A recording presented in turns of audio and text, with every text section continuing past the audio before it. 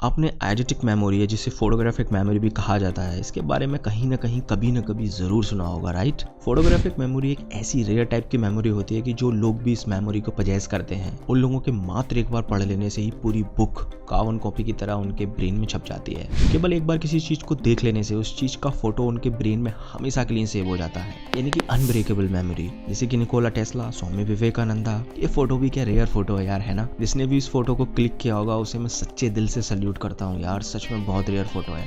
खैर, Nikola Tesla की biography पढ़ते समय मुझे आइडेंटिक मेमोरी के बारे में पता चला। उसके बाद से मैंने इंटरनेट पर एंशिएंट योगा से लेके साइंटिफिक स्टडी तक बहुत सारे आर्टिकल्स पढ़े, बुक्स पढ़ी, बस ये जानने के लिए कि सच में वो क्या चीज है जो कि इंसान के माइंड को इतना इंटेलिजेंट, ब्रिलियंट और जीनियस बनाती है। सो ये वीडियो मेरी उसी नॉलेज का एक रिप्रेजेंटेशन है और इस वीडियो में दी गई एक एक इन्फॉर्मेशन आपके बहुत काम आ सकती है। तो इसलिए इस वीडियो को लास्ट तक देखिएगा। So let's get started. First point जो मैं आपको बताने जा रहा हूँ वो है ओजस एक्यूमुलेशन, या जिसे वेस्टर्न वर्ड में सीमन रिटेंशन भी कहा जाता है। पहले हमारे देश में एक प्रथा थी, गुरुकुल प्रथा, जिसमें कि बच्चा जैसे ही 13 साल का होता था उसे पढ़ने के लिए गुरुकुल भेज दिया जाता था और जब तक वो 25 साल का होता था तब तक वो वहीं रहता था, राइट। इसके पीछे का साइंटिफिक रीजन पता है क्या है कि 13 साल का होते ही बॉडी सीमन बनाना शुरू कर देती है और जब तक हम 25 साल के होते हैं तब तक हमारा प्रीफ्रंटल कॉर्टेक्स, यानी कि हमारे दिमाग का वो हिस्सा जो हमें इंटेलिजेंट और जीनियस बनाता है, वो डेवलप होता है। इसलिए गुरुकुल्स में 25 तक ब्रह्मचर्य का पालन करना अनिवार्य होता था। अब आपको सेक्सुअल एनर्जी और ब्रेन डेवलपमेंट के बीच की लिंक समझ आने लगी होगी।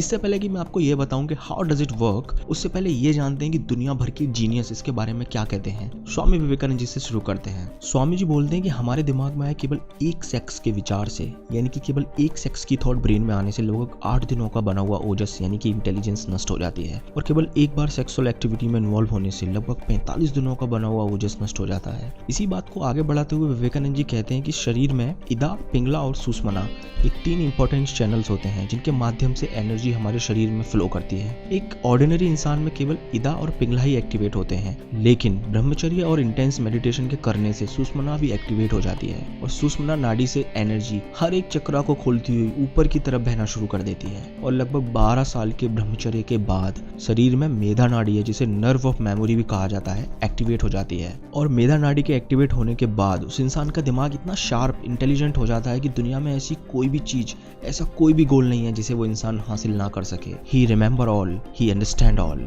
और न केवल विवेकानंद जी बल्कि स्टीव जॉब्स, इंडिया के गामा पहलवान से लेकर great genius Leonardo da Vinci, sir Isaac Newton, Nikola Tesla, आप यहाँ देख सकते हैं, सोक्रेटिस, पाइथागोरस, माइकल एंजेलो और भी काफी बड़े बड़े लोग हैं जिन्होंने सेक्सुअल एनर्जी की इंपॉर्टेंस को समझते हुए उसे वेस्ट करने की बजाय दुनिया को बदलने में लगाया है। इस लिस्ट की लिंक मैंने आपको डिस्क्रिप्शन में दी है, प्लीज वहां से जरूर चेक कीजिएगा। नाउ मैं आपको इसके पीछे का साइंटिफिक रीजन बताता हूँ कि how does it work. Food digestion के प्रोसेस में सबसे पहले हमारी छोटी आंतों में छिली यानी कि बॉडी फ्लूइड बनता है। छिली से बनता है ब्लड और ब्लड से बनता है मांस, मांस से बनता है फैट और फैट से आती हैं हड्डियां और हड्डियों से बनता है बोन मैरो, फिर जाके बोन मैरो से बनता है सीमन, आयुर्वेद में जिसे वीर्य भी कहा जाता है। इस प्रोसेस को पूरा होने में लगभग 64 दिनों का टाइम लगता है और 64 दिनों के बाद अगर बॉडी से सीमन इजैकुलेट यानी कि बाहर नहीं निकलता तब अगले 3 हफ्तों तक सीमन एपिडिडिमिस में स्टोर रहता है और लगभग 84 दिनों के बाद बॉडी सीमन को ब्लड में एब्जॉर्ब करना शुरू कर देती है, जिससे बनता है फाइनेस्ट ब्रेन एंड बॉडी। ये देखिए, the ancient Vedas of India speak extensively on the retention of semen for determination, optimism, confidence, willpower,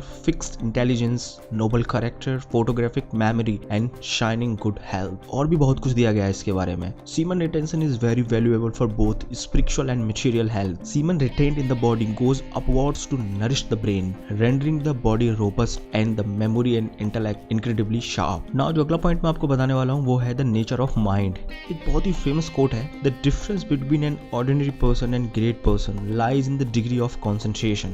So concentration के आधार पर 3 तरह के माइंड होते हैं। First monkey mind, second concentrated mind, third blast mind, monkey mind. दुनिया में लगभग 90 to 95% लोगों का दिमाग इसी कैटेगरी में आता है। मंकी माइंड आप नाम से ही समझ गए होंगे, जैसे कि एक बंदर कभी शांति से नहीं बैठ सकता, ऐसे ही मंकी माइंड। मंकी माइंड में एक थॉट के बाद दूसरी थॉट, कभी यहाँ तो कभी आसमान में, कभी ये थॉट तो कभी वो। अकॉर्डिंग टू स्टडी एक ऑर्डिनरी इंसान के दिमाग में आने वाली 90% थॉट्स बेकार, यूजलेस होती हैं। अब आप खुद सोचो कि इतनी सारी बेकार थॉट्स के साथ कोई इंसान कैसे इंटेलिजेंट हो सकता है। गुड न्यूज इज दैट कि मंकी माइंड को कॉन्सेंट्रेटेड माइंड में बदला जा सकता है। कॉन्सेंट्रेटेड माइंड का नेचर ऐसा होता है कि वो फ्लो में वर्क करता है। अगर कॉन्सेंट्रेटेड माइंड वाले इंसान का दिमाग किसी चीज में लग जाए तो समझो लग गया, फिर उसके दिमाग में कोई फालतू के विचार नहीं आएंगे। ऐसे दिमाग वाले इंसान घंटों तक बिना रुके काम कर सकते हैं। कॉन्सेंट्रेटेड माइंड से भी ज्यादा पावरफुल होता है ब्लेस्ड माइंड। इसे भी आप नाम से ही समझ गए होंगे। ऐसा दिमाग दुनिया में बस कुछ गिने चुने लोगों के पास ही होता है और ऐसे लोगों का अपने दिमाग पर